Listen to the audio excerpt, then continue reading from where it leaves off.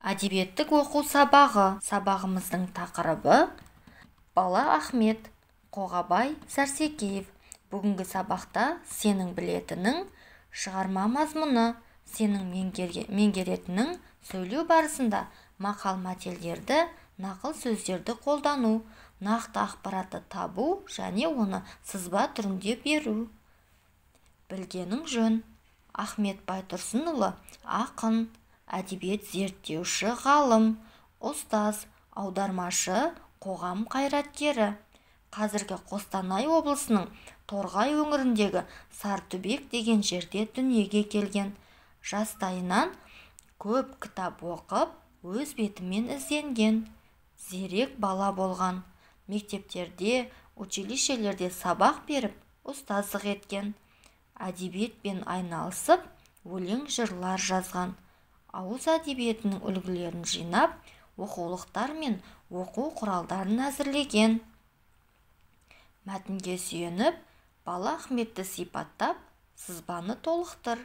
Ендеше мәтінді бірге оқиық. Ахмет шыр етіп жарық дүниеге келген Сарытүбек жердің шеті дерлік бір түкпір. Ақкөл атты көлі бар. Сол сайын далада дүниеге нәресте келді. Атын Ахмет деп қойған. Бала өсіп жатты, қабілетті болып өсті. Айтқанды қағып алады, зерделі бала.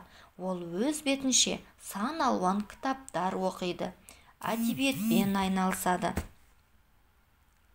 Бала Ахмет қандай бала? Сызбаны толықтыр.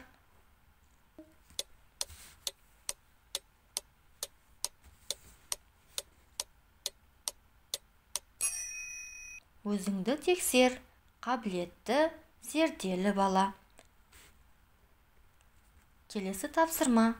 Үзіндіге сүйеніп, сызбаны толтыр. Ахметтің дамып өсуіне Торғай өңіріндегі ақындық мектебі де әсер етті. Ол Жұмабай, Есенжол, Сейдахмет ақындардың жырларын тыңдап өсті. Домбыраны әрі ақын, әрі композитор Есенжол Жанұзақұлынан үйреніпті. Сейдахмет ақын Бала Ахметті ерте-ақ танып, елетпей көк өрімдей болғандығын, танытқан таңғажайып алғырлығын, әдейі Ахметке өлең арнап, қолыма домбырамды алдым бүгін деген екен. Сызбаға назар аудар.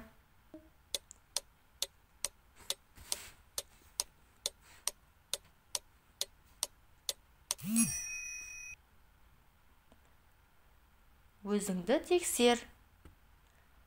Бала Ахмет кімдердің жырын тыңдап өсті? Әрине, Жұмабай, Есенжол, Сейдахметтің жырын тыңдап өсті. Келесі тапсырма. Бала Ахмет кімнен өнегемен тәлім көрді? Ендеше бірге оқиық.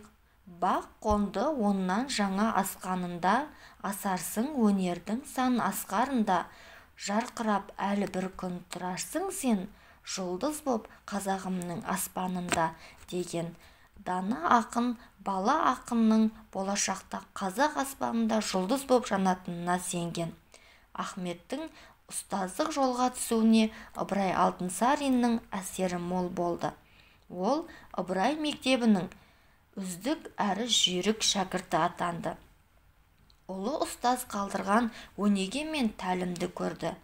Оған еліктеді. Дұрыс жауапты белгіле.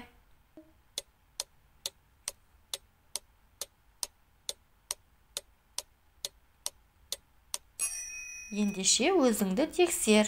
Әрине, ұлы ұстаздан. Қарамен белгіленген сөйлемге сай келетін нақыл сөзді анықта. Жауап нұсқаларына назар аудар.